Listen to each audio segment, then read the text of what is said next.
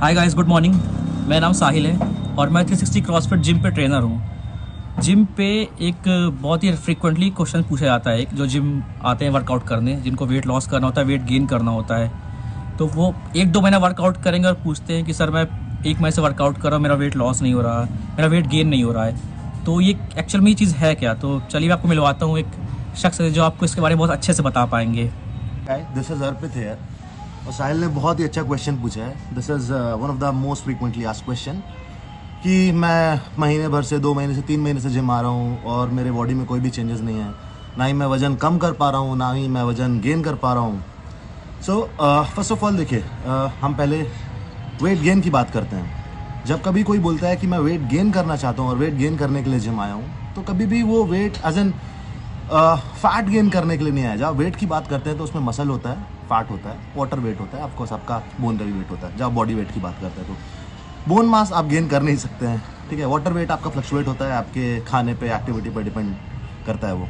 दूसरी बात रही आपका मसल्स और आपका फैट। डेफिनेटली अगर आप आपके बॉडी के जितने रिक्वायरमेंट है, जितना मेंटेनेंस कैलोरीज है, उससे ज़्यादा खाना खा रहे हैं, आप वेट पुट ऑन नहीं करने वाले हैं, आप वेट लूज करने वाले नहीं हैं। और अगर आप वेट गेन करने की बात कर रहे हैं, आपका गोल वेट गेन करना है जिम में आके, तो ऑफकोर्स आप मसल गेन करना चाहते हैं, फैट पुट ऑन नहीं करना चाहते हैं। मसल गेन करने के लिए सिर्फ डाइट से या ज़्यादा खाना खा लेने से नहीं काम चलने वाला है।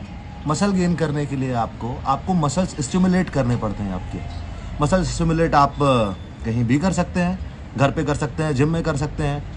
प्रोग्रेसिवली आपको ओवरलोड करना पड़ता है अपनी मसल्स। आप कैसे कर सकते हैं? रेजिस्टेंस बैंड्स यूज़ कर सकते हैं, डंबल्स यूज़ कर सकते हैं, जिम में ढेर सारे मशीन्स होते हैं, वो यूज़ कर सकते हैं। सो आपको मसल्स स्टिमुलेट करना है, बॉडी की जितनी रिक्वायरमेंट है उससे थोड़ा सा ज़्यादा खाना है, 200-300 कैलोरीज, डिपेंडिंग आपका एक्सपीरियंस कितना है ट्रेनिंग का।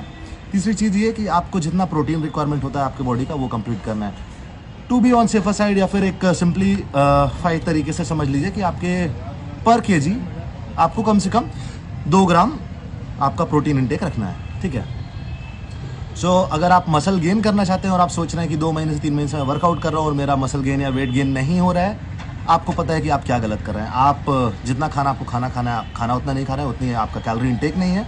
दूसरा चीज़ ये कि आपका प्रोटीन इंटेक बराबर नहीं है। 2 चीज़ें ये हैं। अगर आपको लगता है कि ये दोनों चीज़ें आपकी ऑन पॉइंट है, फिर भी आप मसल गेन नहीं कर पा रहे हैं, तो दूसरे और 2 रीजन्स हो सकते हैं। एक ये कि आप ट्रेनिंग तरीके से नहीं कर रहे हैं, एज एन आप बराबर अपने मसल्स को स्टिमुलेट नहीं कर रहे हैं, आप अंडर ट्रेन कर रहे हैं और आप बराबर एफर्ट्स नहीं डाल रहे हैं जिम में, या फिर आप बहुत ज़्यादा एफर्ट्स डाल रहे हैं और आपकी बॉडी रिकवर नहीं कर पा रही है उतनी ट्रेनिंग से। सो आपको ये 4 चीज़ें चेक करनी है जब आप वेट गेन की बात करते हैं। जब आप जब आप वेट लूज़ की बात करते हैं, वेट लॉस की बात करते हैं, तो ऑफकोर्स आप मसल लूज़ नहीं करना चाहते हैं, आप फैट लूज़ करना चाहते हैं। फैट लूज़ करने के लिए अगर आप एक्सरसाइज नहीं भी करते हैं तो भी आपका फैट लॉस हो जाएगा, ठीक है। आपको बस आपके मेंटेनेंस कैलोरी से कम खाना है, लेकिन वो आइडियल तरीका नहीं होगा, क्योंकि आप अपने फैट के साथ मसल लूज़ करेंगे। ऑफकोर्स मसल लूज़ करने के बाद कोई भी आदमी स्किनी या कमज़ोर नहीं लगना चाहता है, तो ऑफकोर्स वेट ट्रेनिंग आपके लिए ज़रूरी है अगर आप फैट लॉस कर रहे हैं तो। लेकिन सिर्फ जिम आने से फैट लॉस नहीं होगा। जिम आने के साथ साथ आपको अपना फूड कंट्रोल करना पड़ेगा। Same goes as muscle gain, जहाँ पर आप 2 ग्राम पर केजी अपना प्रोटीन इंटेक रख लेते हैं, लगभग उतना प्रोटीन इंटेक रखना है। ज़्यादा भी रखते हैं तो अच्छा रहेगा, क्योंकि फैट लॉस के टाइम पे आप ज़रूरत से कम खाना खा रहे होते हैं और आपका मसल लॉस भी होता है। सो आपको उतना अपना प्रोटीन इंटेक कम से कम रखना है। आपको अपना मेंटेनेंस कैलोरीज कैलकुलेट करना है। आप इंटरनेट पर ढेर सारे कैलकुलेटर होते हैं जिससे आप मेंटेनेंस कैलोरीज निकाल सकते हैं। ऑफकोर्स वो एक्यूरेट नहीं होते हैं, आपको ऑब्जर्व करना पड़ेगा 1 हफ्ते 2 हफ्ते उतनी कैलोरीज खा के आपका वेट लूज़ हो रहा है, मेंटेन हो रहा है, या फिर आप पुट ऑन कर रहे हो। अगर आपको लगता है कि आप पुट ऑन कर रहे हैं, ऑफकोर्स आप ज़्यादा खा रहे हैं, अपनी मेंटेनेंस कैलोरीज से थोड़ा सा कम करिए कैलोरीज। अगर आपको लगता है कि आप वेट मेंटेन कर रहे हैं, तो आपको पता है कि आपको और उससे थोड़ा सा कम खाना है, क्योंकि आप मेंटेनेंस कैलोरीज पे खा रहे हैं। वेट लूज़ कर रहे हैं, बहुत अच्छी बात है, क्योंकि आप अपने मेंटेनेंस कैलोरी से कम खा रहे हैं। लेकिन अगर आप बहुत ज़्यादा पर वीक लूज़ कर रहे हैं, देयर आर चांसेस कि आप बहुत अग्रेसिव जा रहे हैं और आपका फैट लॉस के साथ मसल लॉस भी हो सकता है। सो आइडियली आपका ½ kg to 1 kg weekly is good enough. अगर आप ओबीस साइड में हैं, अगर आपका वेट ज़्यादा है, तो ऑफकोर्स आप थोड़ा सा अग्रेसिव जा सकते हैं। उसके कुछ हेल्थ बेनिफिट्स भी होते हैं और ऑफकोर्स आप मोटिवेटेड फील करेंगे। That's it for today.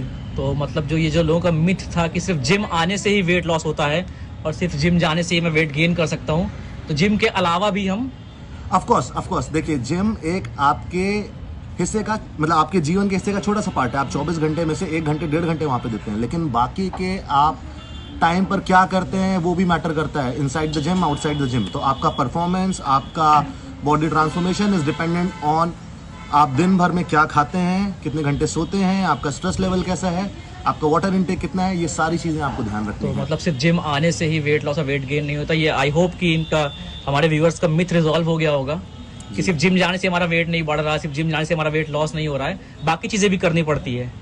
So thank you so much mister Arpit. Anytime.